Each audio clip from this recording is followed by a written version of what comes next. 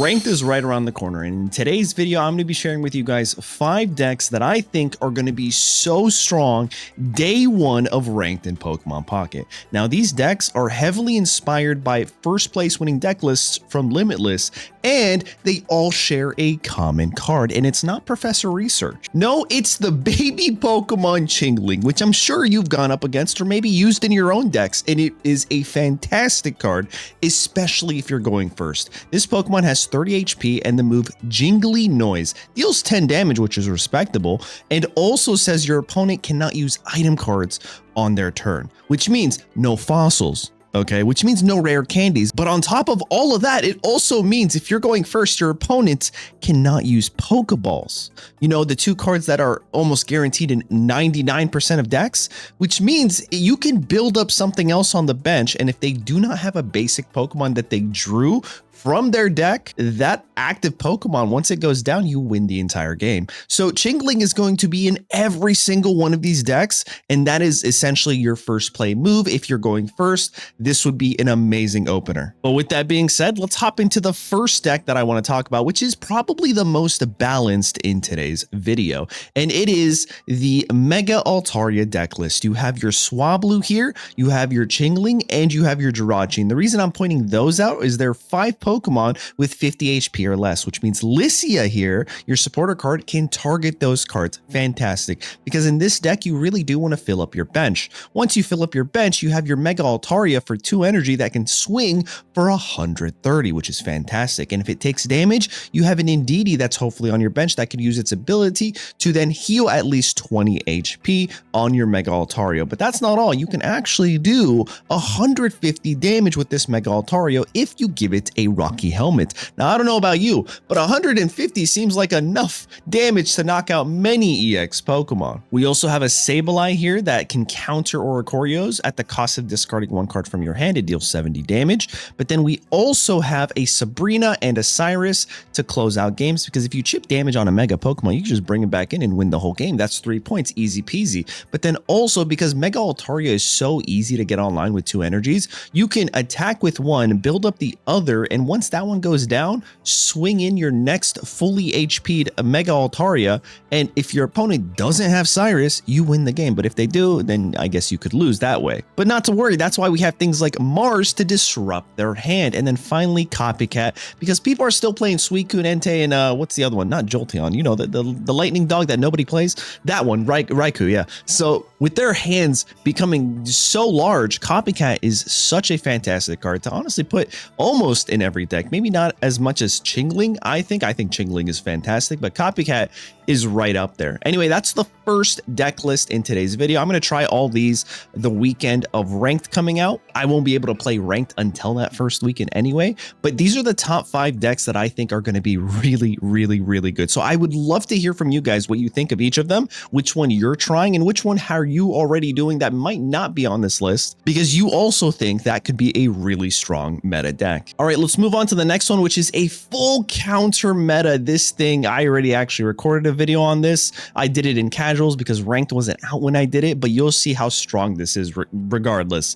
Chingling, we only have 1. Again, if you start with it, it is a strong start, because that just stomps your opponents from playing any sort of fossils, Pokeballs, rare candies, even red cards, right? Potions, nothing. We also have Oricorio that helps us block out EXs, and then Magnezone. Hello, do we remember how strong Magnezone is? Being able to ramp yourself with Magneton and then go into Magnezone is incredibly strong. We also have double Copycats, because that is a fantastic card to have in a deck like this to help you find your Magneton, because let's be honest, that's the card you're almost always going to be missing, is a Magneton to self-ramp yourself into that Magnezone. We also have a PCL to help us recover at least 30 HP, specifically on your Oricorio, especially if they have an EX that only burns or chips damage. They can't knock you out. You can just build up HP and chip them. And then a Cyrus to close out games. We're also running 2 capes here to help beef up our Oricorio, but also our Magnezone so it doesn't go down to 2 hits of a 70 damaging move. But yeah, if you wanted to play a full control counter meta build, this is probably going to be your best pick. And with that being said, I probably should apologize. I'm sharing with you guys what I think are going to be the top 5 decks, and they're all somewhat control. And some people don't like playing that. Some people want aggro, and they might be upset that I'm sharing these deck lists, but I genuinely think these are going to be the top 5. So with that, other people are going to play it. So maybe if you don't want to play it, you'll at least understand how this deck plays, so you can potentially try to counter it. Maybe Rampardos into this. I don't know. Moving on to the next one, and this is so flexible. This is honestly super disgusting and super flexible. We have the Chingling lead, and then we have the Dino. This will probably be one of the first videos that I upload. Again, all casuals, because I was just not able to play ranked when recording these videos. And then we have Hydraon. By turn 2, you stop your opponent from using Pokeballs, right? If you're going first, turn 2, if you have everything in your hand or you hit a lucky research, you evolve into Hydraon, retreat for free, and then win the game. All I'm saying is I had a fantastic time playing this. The win streak was unreal. And then after all that, you also have a Mega Absol in the back to then come in and start discarding supporter cards from your opponent's hand. So it controls from that aspect. It controls from the Chingling. And then you also have this ramp aggro option from Hydraon, which is just nuts. It is just super fun to play, and I can't imagine people not playing a version of this in ranked. So hopefully that better helps you understand. Just get your Chingling first, right? Never has it felt so good going first if you have Chingling, especially into a mirror Chingling match, because at least you'll be able to use your Pokeball turn 1 and your opponent won't be able to. We also have a red card and a Rocky Helmet to deal more damage, because that turns our Hydraon from 130 to 150 if they hit us, and then a Sabrina and a Cyrus to close out games, but also a Giovanni to turn that damage from 130 to 140, because there are some EXs like Suicune that are sitting at 140 HP. So that is a nice little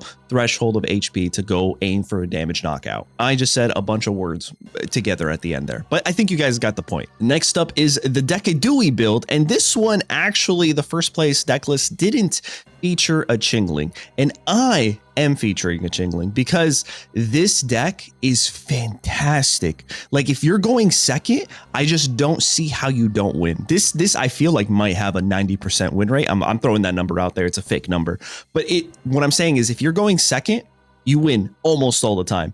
If you're going first, I don't think there's a shot you win unless your opponent is bricking so bad. And because of that, I was just like, there's just no way to play this deck with Rowlet going first, because both your Pokemon, right? It just doesn't feel good. Maybe if you evolve into Dartrix and you can attack Skill Drive, but even then, if your opponent, you need your opponent to brick at that point. However, throw in a Chingling and everything changes. Now, if you're going first, you can hit them with Chingling and have your Rowlet in the back to start ramping. I tried this variation out. It did feel pretty optimal. We also have a copycat, 2 of them, to help us cycle our hand, to find our rare candies, to find our Pokemon, but also a mate to help us find our Pokemon, and double lilies, because the point is, once we get our Decidueyes online, we can just keep them alive for as long as possible with Leaf Cape and Lily, and just continually heal them and then deal damage and snipe the board and win that way. Again, this deck is so much better going second, but in a game where you can't choose if you're going first or second, I feel like throwing a Chingling, which always wants to go first, is a nice addition. But you guys let me know in the comments what you think of this. And now it's time for what I think is going to be the most toxic deck. This one started winning tournaments, first place, and it is crazy, you guys. Of course, it's Greninja. Who could have saw that coming, right? You got the double Chingling, right? That's first. You stop them, you control them. And then you have the Greninja in the back, and you have the Darkrai. And the idea of this is you also have Mega Absol. Get your Mega Absol online, awesome. Now your Mega Absol deals 80. Darkrai deals an extra 20, so that's 100 damage. Well, you have a Greninja ping, that's 120. You have a double Greninja ping, that's 140 if your Mega Absol attacks. And then also throw in a Rocky Helmet, that's 160 damage in one turn with a full board of ping damage. It is absurd. And it is crazy. We also have the double Cyrus, because again, with ping, with your double Greninjas, you can just ping anything on the board and bring them in and then win the game that way. We have double Copycats, because you're always going to want to find your rare candies, and the double Rocky Helmets to just expand the amount of damage that you can get on the board. Now, other variations of this only ran 1 Cyrus, I believe. and a red card, which makes sense with Mega Absol. And these are kind of the two variations. The one you're seeing on the screen and the one with one Cyrus and a red card are the ones that are winning first place in many tournaments in Limitless. Now, this is a deck that I have not tried yet, but it is terrifying. I'm going to be quaking in my boots when I go up against this. But before we do that, I'm going to try to play this at least once in Ranked in the first weekend of Ranked's release. Anyway, guys, we've been waiting a full month for Ranked, so I really hope this video helps you out. Now, I know some of you guys might not like Chingling, and I don't blame you. It's literally Badu from the official standard TCG, but with that in mind, it is one of the best new cards to stop your opponents and fully control them in the game. It's super annoying to play into, it's super not annoying to play with, and with that, these are the 5 decks that I think are going to be top tier this ranked season. Now, I could be wrong. Would love to hear from you guys. Let me know in the comments what you think. Don't forget to like, hype, and subscribe, and I hope you guys have a fantastic holiday break. I'll see you guys in the next one. Later.